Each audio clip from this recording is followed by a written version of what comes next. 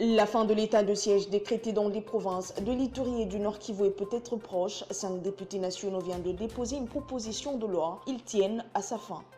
Les marchés à Kinshasa n'attendent plus la permission des autorités pour leur mise en place. Le parking créé à la place Kitombo Magasin en souffre déjà. Il suffit de se rendre pour s'en rendre compte. Les inondations meurtrières vécues en Afrique du Sud a amené le président Cyril Ramaphosa à déclarer l'état de catastrophe. Plus de 63 personnes sont portées disparues.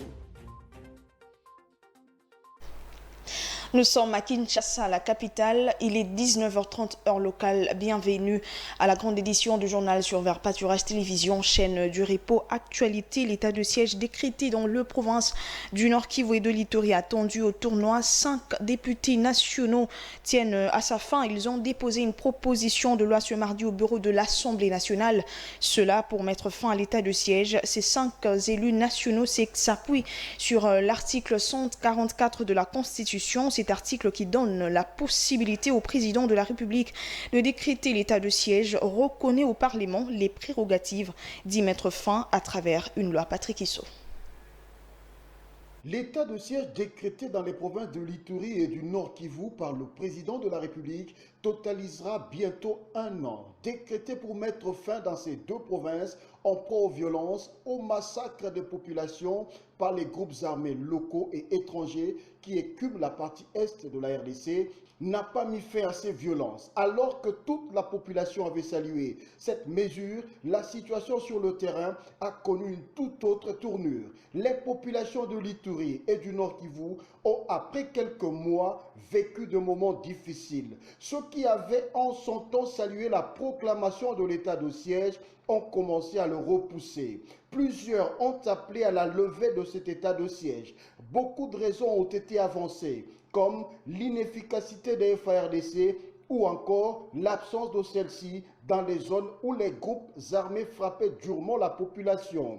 L'évaluation même de cet état de siège, appelé de tous les vœux par les Congolais, n'aurait pas produit des résultats escomptés. Voilà qui justifie aujourd'hui l'initiative de 5 députés nationaux, à savoir Katembo Tade, Kambale Alexandre, Aousse Jackson, Mumbere Remixon et Moussemo Daniel à mettre fin à l'état de siège. Ils ont déposé une proposition de loi au bureau de l'Assemblée nationale quant à ceux. Ces 5 députés nationaux appuient leur initiative sur l'article 144 de la Constitution de la République. Au-delà de donner la possibilité au président de la République de déclarer l'état de siège, reconnaît à l'Assemblée nationale et au Sénat les prérogatives à travers une loi, cela à tout moment de mettre fin à l'état de siège. La démocratie étant, nous aurons, si cette démarche aboutit, à vivre la première fois peut-être le revers du président de la République par le Parlement. Attendons voir. Et le processus électoral au menu des échanges entre Christophe Mbosso-Kodia, président de l'Assemblée nationale, et les délégués de l'Union africaine et ceux de l'Union européenne. Ils ont discuté au cours d'une audience leur accordée par le président de la Chambre basse du Parlement le lundi 18 avril 2022 au Palais du Peuple. Regardez. Le président de l'Assemblée nationale, Christophe Mbosso-Kodia, a reçu en audience tour à tour Guillaume Sartrin, chef de la délégation adjoint et chef de section politique de l'Union européenne, et Michel Ndiaye, représentante spéciale du président de la Commission et chef de bureau liaison de l'Union africaine en RDC. Avec le premier, ils ont échangé sur l'avancée des discussions autour de la réforme sur la loi électorale. Bon, il s'agit d'un échange régulier que le président de l'Assemblée nationale, l'honorable Mbosso, a souhaité avoir avec les membres du corps diplomatique, en particulier avec l'Union européenne, de les tenir régulièrement informés de l'évolution du travail parlementaire ici à l'Assemblée nationale. Le sujet qui a été abordé en particulier, c'est celui des avancées autour des discussions sur la réforme de la loi électorale et de la préparation du cycle électoral, sur lequel le président de l'Assemblée nationale s'est souhaité rassurant sur l'avancée des discussions au sein du Parlement. Avec Michel Ndiaye, ils ont abordé la question sur les processus électoraux dont le débat est en cours à l'Assemblée nationale. Le président de l'Assemblée nationale nous a reçus. Je représente l'Union africaine en RDC avec mon collaborateur. Et nous avons discuté bien sûr du processus électoral et le débat qui est en cours au sein de l'Assemblée sur le processus électoral. Et donc nous avons eu un débat franc, une discussion très franche sur bien sûr les difficultés rencontrées, les défis, mais aussi les opportunités qui existent aujourd'hui pour qu'il y ait des élections crédibles en RDC, transparentes, en 2023. Mbosso Kodia a apprécié ces moments qui s'inscrivent dans les cadres des échanges réguliers avec le membre du corps diplomatique. Gardons la page Assemblée nationale. L'ambassadeur extraordinaire et plénipotentiaire de la République de la Chine en RDC a présenté au président de l'Assemblée nationale, Christophe Mbosso Kodia, la position du gouvernement chinois sur le processus électoral en cours en RDC. C'était au cours d'une audience lui accordée le lundi 18 avril 2022. Regardez.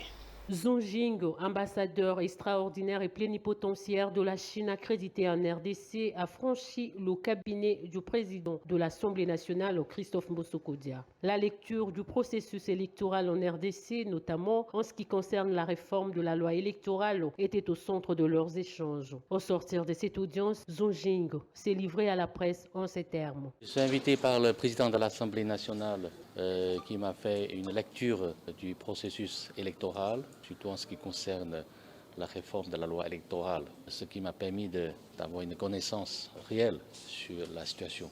Il a aussi réitéré la position du gouvernement chinois sur le processus électoral en République démocratique du Congo. Donc cette position se résume en 3 points. D'abord, le processus électoral, c'est une affaire congolaise. Donc c'est aux Congolais de piloter et de contrôler ce processus. Deuxième point, ce processus électoral est très important pour l'avenir de la RDC. Donc c'est pourquoi nous pensons que ce processus doit être une opportunité de plus de dialogue, de former davantage de consensus national, de cohérence nationale et créer plus de conditions favorables à un développement durable.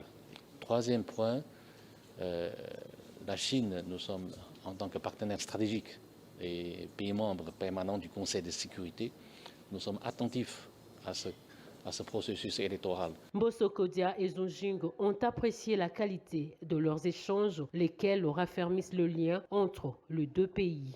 Construire la grande université de Mbuji-Mayi, voilà l'objectif de la visite du ministre de l'Enseignement supérieur et universitaire au Kasaï central. Cela fait suite à la promesse faite par le président de la République, Félix-Antoine Tshisekedi Tshilombo. Regardez. Procéder à la poursuite de la caravane nationale de formation et d'information sur le LMD, c'est le second objectif de la présence du ministre Moïndo Nzangi dans ce coin du pays, après celle du lancement des travaux de construction de la nouvelle université. Cette précision est du patron de l'ESU. La première, c'est la poursuite de la caravane sur des formations et des formations sur le LMD. Je voudrais qu'on en parle aussi ici à Mbuji-Mayi, que les gens sachent que notre système d'enseignement a basculé vers le LMD. La licence ne sera plus de 5 ans, elle sera de 3 ans. Et que la suite sera une maîtrise. Et que les enseignements ne seront plus théoriques. Et surtout, nous sommes venus pour le lancement des travaux de construction de la nouvelle et grande université du Kasaï, qui va être l'université officielle de Mbuji-Mayi. Il s'est de noter que le ministre Moïndo Nzangi fera tout au long de son visite un état de lieu des établissements de l'ESU à Kabeya-Kamwanga afin d'étudier les vrais moyens pour améliorer les conditions de travail des étudiants et enseignants. Après le Kasaï, le ministre se rendra dans la province de Lomami. En santé, alerte rouge sur la prolifération de cas de rougeole dans la province du Kasaï oriental. En seulement 2 mois, plus de 8000 cas ont été enregistrés et 2 décès de janvier à mars 2022. Emeline Béni Kambidio nous fait le point. C'est au total 6 zones de santé qui sont frappées par la rougeole. La division provinciale de la santé les a toutes déclarées en épidémie. Au-delà de ces zones, il y en a également 17 autres sur les 19 qui ont notifié à chacune au moins un cas. En ce qui concerne les 6 zones déclarées en épidémie, 4 ont organisé la riposte circonscrite dans les aires de santé qui sont touchées et l'on identifie beaucoup plus des enfants de 0 à 59 mois comme des victimes, malgré la vaccination qui est toujours en cours dans toutes ces zones. C'est au cours de cette semaine que la vaccination va s'étendre dans les autres zones qui ont notifié de cas, bien qu'elles ne sont pas encore déclarées en épidémie. Au courant de cette même semaine, les zones de Nzamba et Lubilangi vont organiser aussi la riposte pour permettre de limiter les dégâts, car l'on enregistre déjà des morts. Pour l'instant, l'heure est à la sensibilisation des parents afin de conduire les enfants vers les sites de vaccination. Sachez que c'est en date du 8 février que cette épidémie a été déclarée dans la zone de santé de Miabi. Et ce constat fait par Nika Mituga et Francis Matondo, le nouveau site aménagé à Kitombo Magasin pose problème aux usagers en lieu et place de trouver un parking. C'est plutôt un centre des négoces qui s'y est créé à la grande désolation des usagers. Il demande à cet effet l'implication des autorités. Regardez.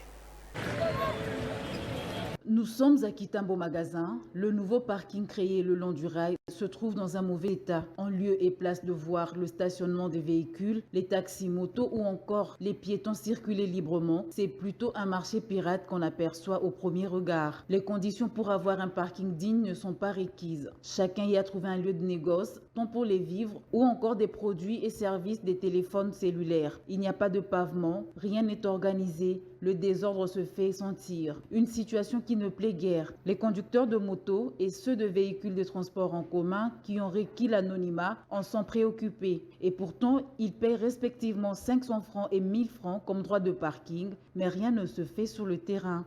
D'autres, par ailleurs, saluent cette initiative d'avoir créé ce parking, car à l'extérieur du site, ils sont victimes des tracasseries de la part des agents de l'ordre. Ils demandent aux autorités de bien assainir et aménager ce site pour l'intérêt général.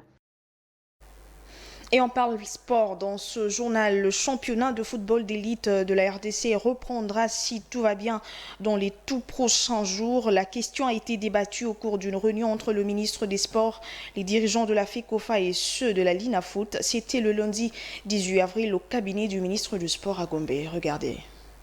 Autour du ministre des Sports et Loisirs, les dirigeants de la FECOFA et ceux de la Linafoot. Ils ont été éclairés sur le blocage du championnat de football d'élite concernant le trafic aérien. En quoi le ministre des Sports qui a donné l'information, le blocage se situe au niveau de Congo Airways et non du gouvernement.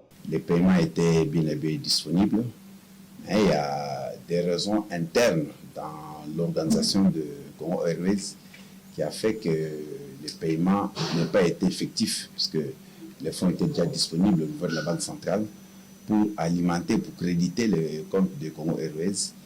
Mais c'est cette compagnie qui, par rapport à son fonctionnement qui n'a rien à voir avec les instances de football ni le gouvernement, qui a fait que le paiement n'est pas abouti. À cela, d'autres solutions seront envisagées pour pallier cette problématique. Le championnat doit vite reprendre pour permettre la constitution de l'équipe CHAN. Nous sommes en train d'envisager d'autres solutions pour pallier à la situation, de sorte que le championnat répète, parce que vous savez qu'il y a des agendas qui nécessitent la reprise du championnat, notamment le CHAN, la CAN, puisque il y a un consensus qui s'est dégagé par rapport à une présence de joueurs qui jouent sur place dans les équipes nationales, donc le CHAN et la CAN. Une autre réunion est envisagée le mercredi 20 avril. Elle donnera des réponses aux problèmes soulevés. Je crois avec la rencontre qu'on vient d'avoir avec son Excellence le ministre des Sports, je crois que l'horizon commence à s'éclaircir. Et je crois que dans les tout prochains jours, après la réunion de mercredi, je crois qu'il y aura des bonnes nouvelles à tous les sportifs et à tous les clubs qui participent à notre championnat, c'est-à-dire la reprise de notre championnat. La reprise du public dans les stades est également envisagée.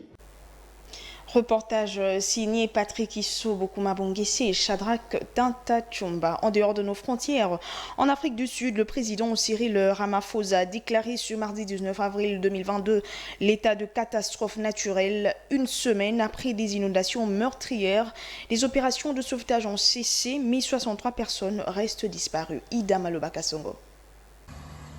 La côte Est, et particulièrement la ville de Durban, a été lourdement touchée par des inondations meurtrières. Le président sud-africain Cyril Ramaphosa a, lors d'une allocution, déclaré qu'il est clair qu'il y a d'autres régions du pays qui ont également besoin d'une intervention d'urgence. Le cabinet de la présidence de la République s'est réuni en session spéciale le lundi soir et a décidé de déclarer l'état de catastrophe nationale ce mardi matin. Selon les autorités locales, près de 80% du réseau d'eau potable est hors service et certaines zones sont privées d'électricité. L'armée sud-africaine va déployer 10 000 soldats dans la région pour acheminer les marchandises, dont les systèmes de purification d'eau et des tentes pour des personnes sinistrées. Après le week-end de Pâques, de nombreux enfants ne pourront pas retourner à l'école ce mardi. Près de 500 établissements ayant été endommagés par la catastrophe qui a fait 443 morts et près de 4000 sans-abri selon le dernier bilan.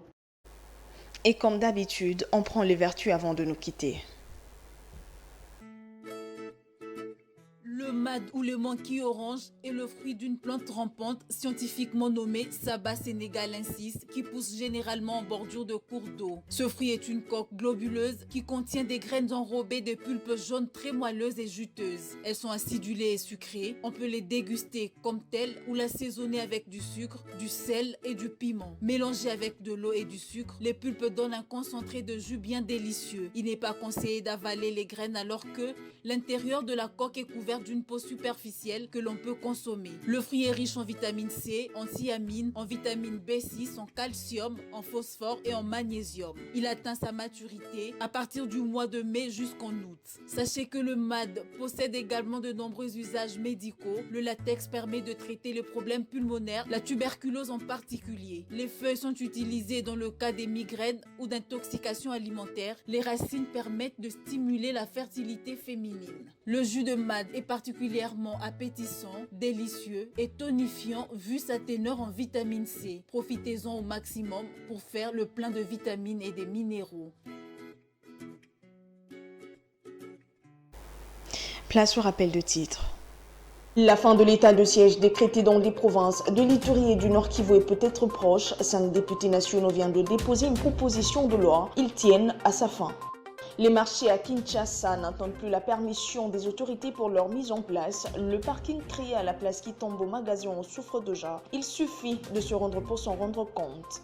Les inondations meurtrières vécues en Afrique du Sud a amené le président Cyril Ramaphosa à déclarer l'état de catastrophe. Plus de 63 personnes sont portées disparues.